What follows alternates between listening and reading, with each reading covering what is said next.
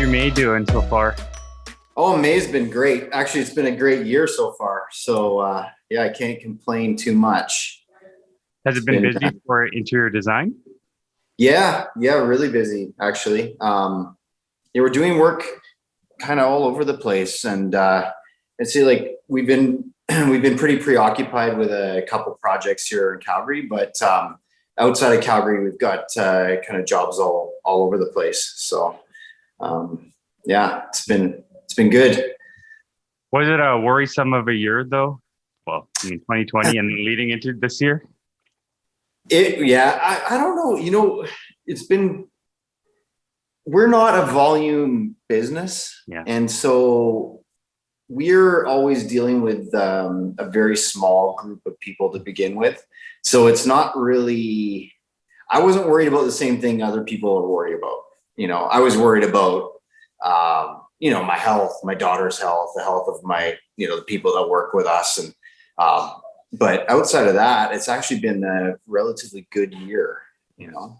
Has it been tough to import products into Alberta?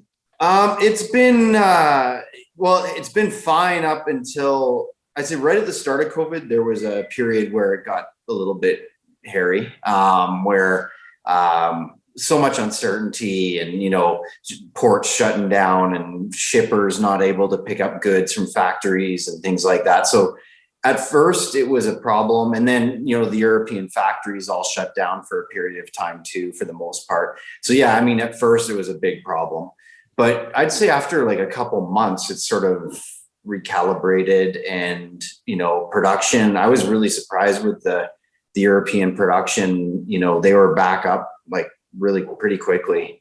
So no real issues there, but I'd say like recently there's been some major issues with shipping. And that's been mostly just a backlog. Like that whole thing in the Suez Canal actually had a huge ripple effect throughout the whole industry across the world. It's amazing actually how one ship can alter the course of all shipping across the entire world. It's really amazing. And yeah, that combined with some other COVID items and shortages of materials and things of that nature. So I think they were saying it was like 400 million a day or an hour or something. That's what was being affected by yeah, a ship blocking the canal. it's crazy. It's crazy. I mean, these are the things you don't think about, right?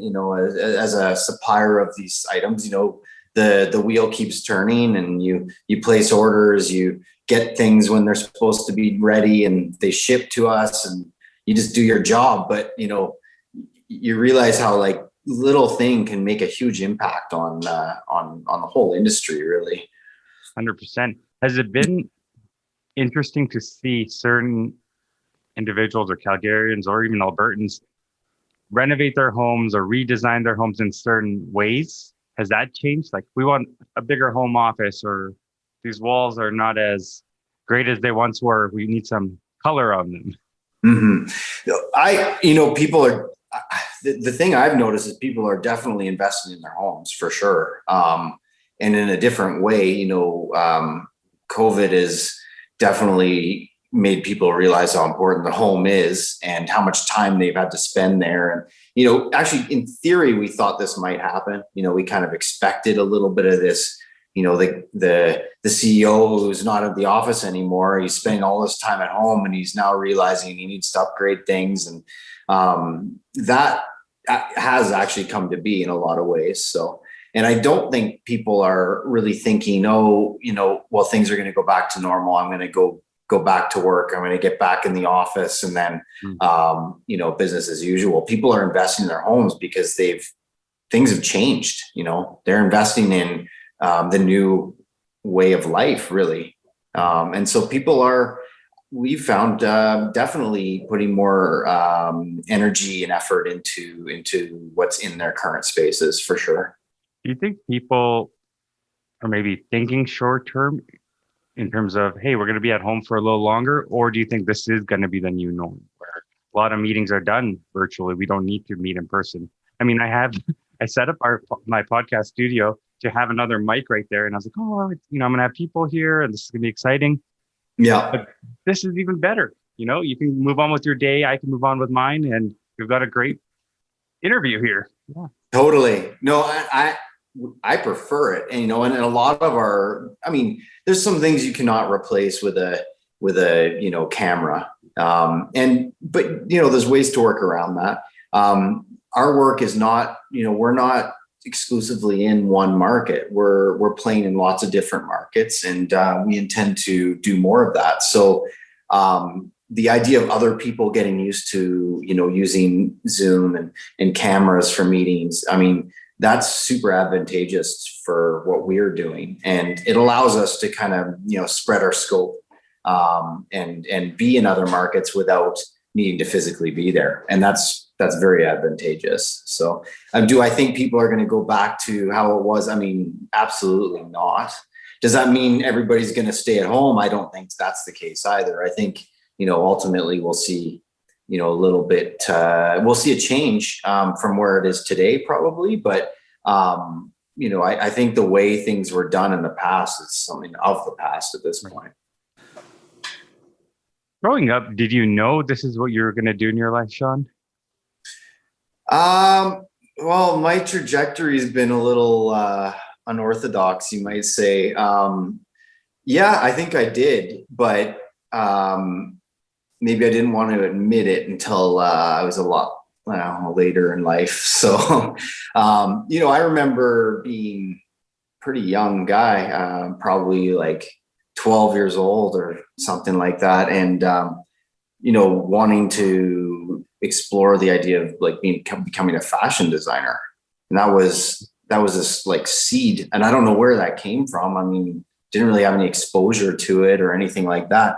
But I had this idea of getting into fashion, designing clothes, and and that was something that was like there at a very early age.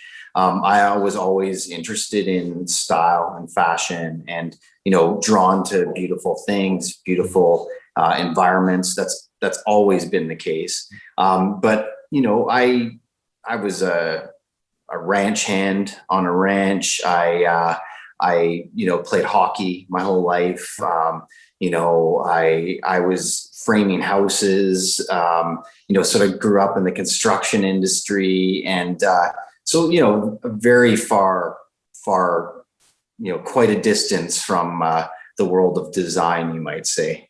But I bet all of that adds to what you do today. All those experiences. Yeah, I believe it's. Yeah, I mean, it's funny how these things work when you're, so kind of far from where I am now in a way, is like a totally different direction. But so many really important things occurred during those years, and the learnings that came from it, and the understanding of structure and the way things are put together, and and learning that through doing. Framing houses was a great schooling for design, and understanding construction. If I had not gone into the construction industry, I mean, I would not have that knowledge. It wouldn't be there. And, I think it's super advantageous because it allows me to kind of understand and promote and specify things in a holistic manner, not just in a way that, okay, this is going to look nice, or this is going to achieve an aesthetic we're after. It also has to function. It also has to, work. And it also has to last. And, these are things that I have a pretty good understanding of because of my background. What is beauty to you? How do you define beauty? Beauty is a feeling for me.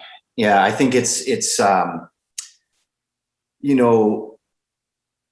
because if we talk about like physical beauty, and people, and beauty changes too. Like my perspective of what beautiful is very different today than it was, when I was 18 or 20, it really is a feeling. It really is a way that, it creates kind of emotion and visceral reaction. And that's what I find when I enter, especially when we're dealing with beauty as far as environments or spaces are concerned. When I enter a space, and it's really about the thought, the care, it's not about the style. I mean, I love all things, Mhm. there is not a style that I'm like, that's the style I like. I love all things as long as they're carried out with care, attention, detail. You can see all of those things. And the finished product is a result of somebody who's taken care and put time and effort and energy and brought their experience to the table to create something that creates an effect and desirable effect. And I think ultimately, if we're talking about environments and design, I mean, that's what beauty is to me. I think that art does that as well. When you see a piece, and I mean, art is such a subjective thing, and and I definitely have my tastes and the things I like. But when I'm working with a client, I have to actually develop not my taste, but their taste, and I have to kind of get inside of them and really feel what what their tastes are, and then combine them with mine to create something that's right for them. Yeah. Is that challenging at times for you to just go into a client's mind, into their eyes to see what's beauty in their world? And and at times it can be a little odd. Everyone's different. We all got our own, perspectives on life. Mm-hmm. Is it tough at times to really mentally to really get yourself in someone's zone? Yeah, I mean, it can be. And I actually feel like, one of the biggest and most important things for us is really determining the fit with the client. Mhm. And if I can't, for us, a really well executed design is executing what the client didn't even know they wanted, because you're able to get inside of them and really kind of feel and then execute what they want. But they're not designers, they don't do this, that's why they've hired us. And to be able to execute in a way that they're like, oh man, you did this without us even knowing this is what we wanted. And that's like the real kind of icing on the cake at the end of a project. Is it hard sometimes? Absolutely. I mean, the client dynamic is so important. And certainly we've had projects where the client, doesn't really care. They're not really that invested. And I find those are not, those kind of projects are really tough to execute, because I think a skill that we really bring to the table, that I bring to the table, is my ability to kind of, and my care and my desire to really understand what the client wants. That's something that I think is a real huge asset of mine, and that I bring to the table with the clients that we work with.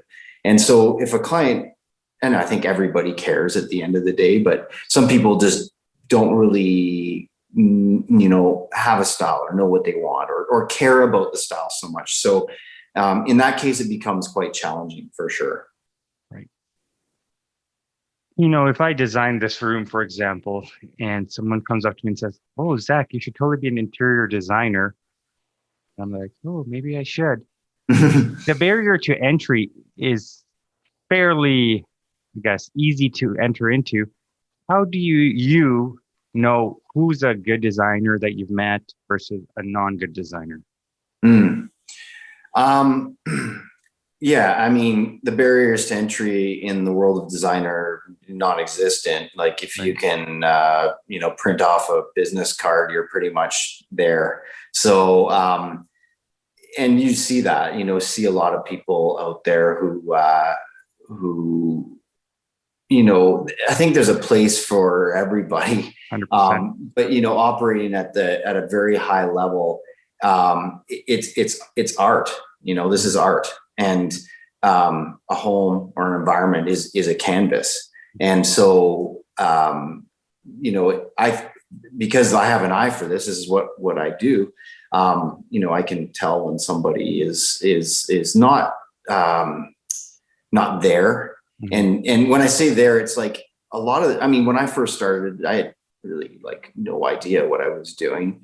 No real formal training. Still to this day, I don't have any formal training in design. So it doesn't mean you need to go to school for a whole bunch of years. I mean, some cases it definitely helps. I mean, I don't have drafting capabilities. I don't, I can't draw. It's not a skill I possess. But I did have this sort of innate sort of talent, you might say, at a young age. And I would say, everybody's born with something, and this is something that I was born with. And I would say in my years framing houses, I wasn't maybe using that ability so much. I was more learning some foundational skills that have, in hindsight, have been very, very beneficial. But as far as, being able to tell when somebody doesn't sort of have it, I guess, if you want to put it into those kind of terms. I can see it right away. It's instant. And a big, I guess, telltale for that would be the following of trends. And for me, I am basically the anti-trend. If there's a trend that's hot and everybody's doing this, my thing is we're not doing that. We're going to do something else. Because and what you see in design is just a lot of replication, a lot of copying, a lot of, taking ideas and just using them. And, if you look at a piece of art, you look at a canvas or something, and you just see somebody replicating somebody else's art piece, then it's just a commodity at that point.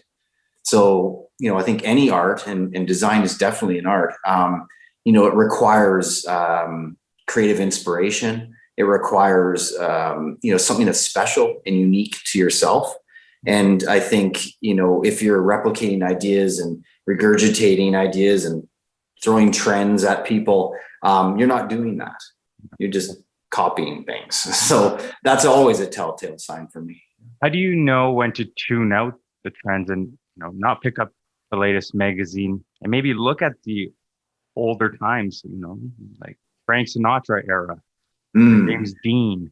And I love that you post that inspiration on social media because it's sexy.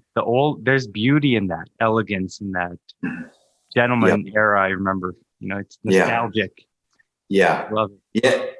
And I feel like I'm kind of in the wrong era in a lot of ways. It's like that's a time that I always kind of revert to. And I think I follow Instagram, regularly, and I do find a lot of inspiration on there. It's probably my primary, other than travel, which has been extremely limited in the last year. But for me, travel and going to design fairs and going to Europe and, going to the big cities around the world and just immersing yourself and, going to the galleries, going to, the different shops, checking out the fashion, the way that people are, all that is inspiring. The architecture in a place you've never been before. And, all of that is like this sort of bucket of inspiration that, I draw upon when I least expect it. It just kind of, an idea will pop out of somewhere and I'll be like, oh yeah, that brick detail. I saw that in, Venice or whatever. And, that then spurs on a whole creative inspiration to create something that's, sure, inspired by a brick in Venice, but at the end of the day, it's like our own creation. So a seed gets planted and then we create something ourselves out of it. But right now, this last year, travel has been zero essentially. So I think Instagram's great. But the problem with with a resource like Instagram is there's, again, the trend thing is like, it's overwhelming. You see the same things over and over and over. And so, yeah, I don't follow people that post that stuff. Do you find trends exhausting? Full trim. Now we go to gray walls, white walls. Like, how do you, I just ever have a home that's up to date? I just ignore it. I ignore it. I just ignore it. I mean, and you can tell, trends are usually rooted in something really beautiful. That's what they, but then there's something very replicatable about it. And then, it's almost like a virus, it's like everybody grasps onto it and then they're all scrambling to like do their own thing with it. And, real design is timeless. true design doesn't ever go bad. It's, look at some of the Renaissance era stuff. I mean, we're not doing that kind of stuff today, but walk into a castle in, in Vienna and tell me that's not beautiful and you wouldn't want to spend time in that environment. I mean, it's timeless, It makes you wonder, how did they create this? And here we have Yeah. these big bulldozers and machines. This is all Yeah. done by hand. Well, back then they really cared and they really invested. They invested, and this is typically royalty and the bourgeoisie or the ones who could do that. It's so it skews things quite a bit, but they cared a lot, and I mean a lot of that. Versailles. It was not built overnight. It was, how long did it take? I mean, how many kings did it take to actually get it done? Exactly, and and it's, I mean, look, you can go all the way back to the pyramids, and probably way before that. So it's spaces, environments, these monuments, they're critical to us as humans. They need to be there. And I think if they're not there, then, we turn into this kind of vanilla species, where we're just all kind of doing the same thing. And, you start to lose inspiration. And in a way, I find that, like, I'm feeling some of that in this like day and age. I feel that there's a sameness, and I think social media is part of the problem. So, like, everybody wants a live, laugh, love sign. Yeah, exactly. So it's tricky. And, our goal, and we're not, the work that I do, that we do here, is not, we aren't bold. We like to be understated. We like to be, it's really about the details. It's about subtlety, and it's about the execution of it all as one holistic thing. It's not about that red wall. It's not about the crazy crystal chandelier. And, we might do red walls, we might do crazy crystal chandeliers, but it's just a part of the environment, not, a big billboard saying, look at me, I've created this crazy design. Yeah, that's not really what we're about. I don't know about you, Shaun, but when I look at the automotive sector, I love square bodies, the old stuff. When you look at the new Ferraris versus the Testarossa, there's the beauty in the Testarossa, the lines, there's elegance there. Do you look at things like that, where it's lines and curvature and colors? Does that play a big part in everything you do? Huge. Yeah. I mean, we just finished a project. Clients just moved in last week, and it's been a long project. And just as an example, that we did a stair runner on their stairs, and with an ostrich leather border, and the fabric on the stairs themselves was all inspired by like a vintage Porsche seat. There was an image I saw of a vintage Porsche, and it had this kind of really kind of, almost like a tartan fabric, like a tonal tartan fabric. And, so I was inspired by that. So I went out and found myself a carpet that I could achieve that with. And then the border and the ostrich leather was, again, an inspiration from that same Porsche. So yeah, and it's a huge feature in this home. People walk in and they're like, oh my God, that stair runner is amazing. And like, that's, I don't know, not often you hear people like going crazy over a stair runner, so, but it's not loud. It's very subtle, actually. And it's about the detail and the way it's all pulled together. So, sorry, I kind of danced around your question, but I'm hugely inspired by vintage, and vintage automobiles is a very big part of that. And the colors, textures, the combination of materials. Yeah, I mean, the wood detailing with the leather, with the fabric, with the, beautiful odd green paint on a Jaguar. And you're like, wow, I never would have thought of that. But, that's all inspiration for interiors as well. That green that the Jaguars have, it's like a forest green or whatever it is. It's stunning, isn't it? It is so beautiful. There's something about it. Yeah. When sorry, I was just going to say, there's something about, like, cars specifically that, like, I find really interesting because, and this is actually this really highlights this idea of things becoming a little bit the same. And like I love, like Tesla is a good example. Mhm. Like I think they're beautiful car actually. It's really incredible what they've done with automobiles, and it's a really good thing, you know, that the automobile industry is moving in that direction. But it's also coming at a cost, you know, because if you look at those cars, there's nothing really like beautiful about them, and they all look exactly the same. And you know, that customizability of it's kind of gone, you know, where you know you can put your own flavor on the rims, and you can, you know, do some, like, you don't see that with these cars. And that's the way things are going in a lot of ways in you know, our culture right now. And yeah, it's something to be careful of, I think.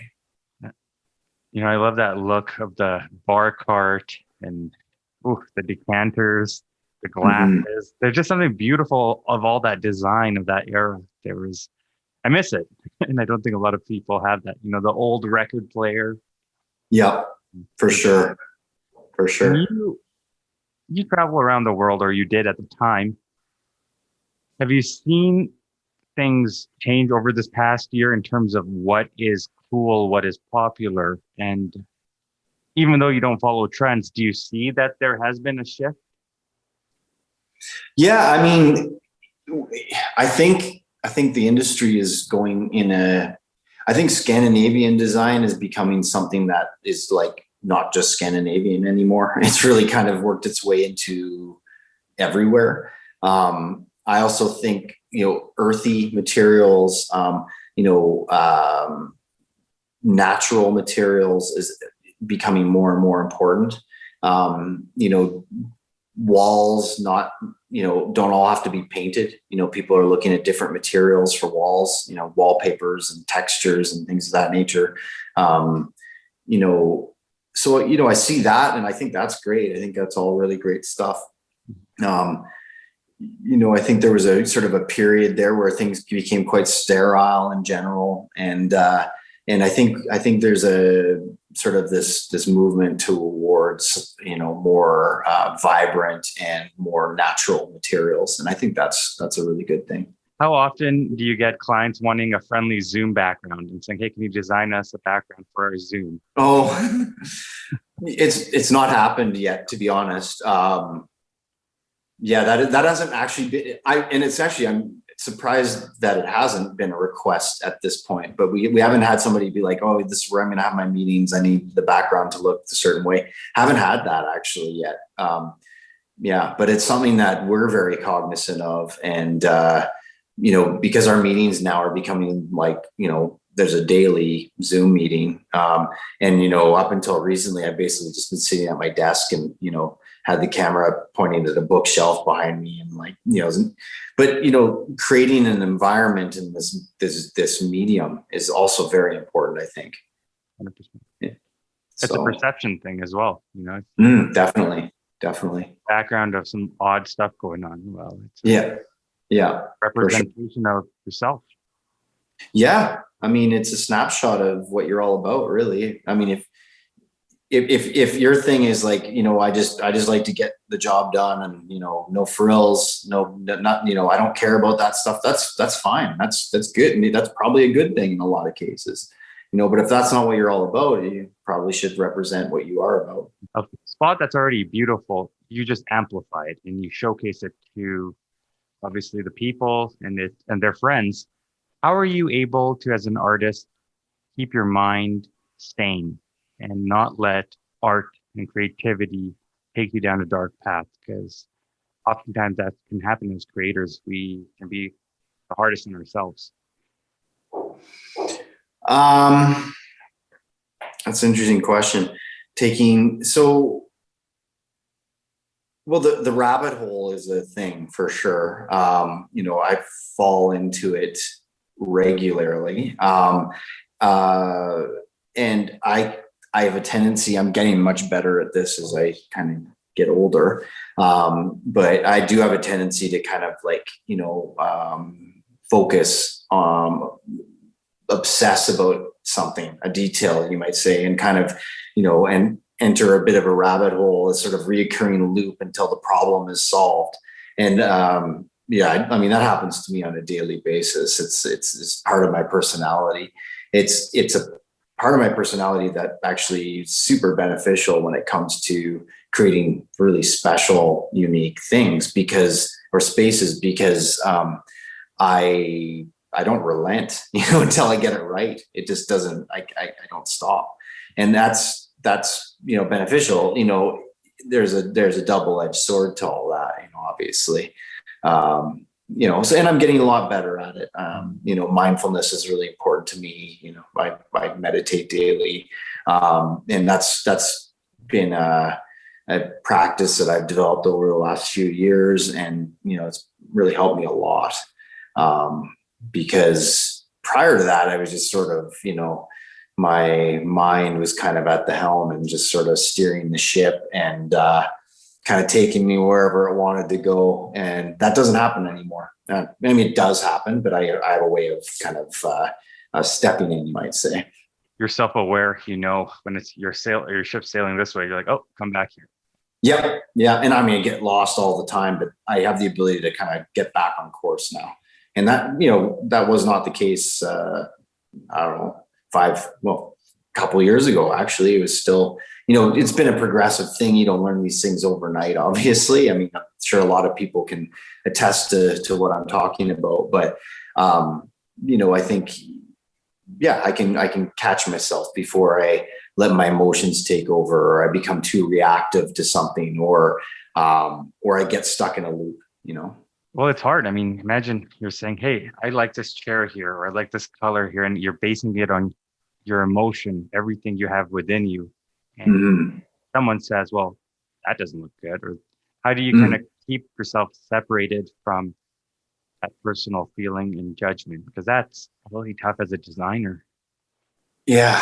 I mean, that's a good question, because I take things personally. That's something that I work very hard to. I care a lot. Let me put it that way. If I've been engaged to do something for somebody and we've taken on that engagement, I care a lot, and my ultimate goal is to make people happy. And if they're not happy, or if they're critical, I take it super personally, and I still do. I mean, because I throw myself into these things, and the ultimate joy out of all of this is when at the end we can sit there, look back, and really look at it and say, wow, this is something special. And then, but all that doesn't matter if the client doesn't feel that, And so I feel like it's really important that the communication, and I think I've diverted from your question, so my apologies. No, but you haven't. Yeah, I actually enjoy what you're talking about. Yeah. Well, I think it's just sort of like, it just iterates how important those communications are, between the client and us. And, surprises are good when they're good surprises, but they're not when they're not. And we really try very hard to avoid the bad surprises. Just because we feel something is right doesn't mean the client is going to. And so, but you can't have the client checking off every box on every item. That's just not. I mean, first off, I think it actually puts a huge bottleneck in the process. Like, these things need to flow, they need to move, they need to have momentum, and they need to carry that momentum. And I think it's, if you throw too many wrenches into that, for me anyway, it's hard to get rolling again, and then you get back in, and, but it's part of the business. Like, the bottlenecks happen, the roadblocks occur, and you do have to figure out a way to get back on into that sort of stream of creative flow. But yeah, I'm a pleaser. I like people to be happy. I like to make people happy. I like people to love what I've done. These are things that are sort of innate in me. And, I think they're good because they drive integrity in a lot of ways. They drive me to want more than anything to really make my clients happy. And yeah, I think people who have worked with us would attest that they know that about me and this company, and it's a reflection of the final product at the end of the day. And I know a few people that have worked with you, and you're an absolute gem, I've heard. Oh, thank you. I appreciate that. Shaun, how much do you focus, or when was your pivotal moment where you said, wow, I've made this a career, I've made this a business, I see this actually working? Was there a moment, or was there various little elements that kind of led you to where you are today with obviously your brand being recognized, and it's a very well-known brand. So thank you. Yeah, it's I mean, let me put it this way. I don't feel like I've made it. You know, I've never felt that way. I've never felt I've made it. And I think that's a good thing. I'm certainly not at a place right now where I'm like, oh, okay, now I can sit back and, you know, relax and, you know, let things happen. It's a ever evolving, ongoing, never ending process. And I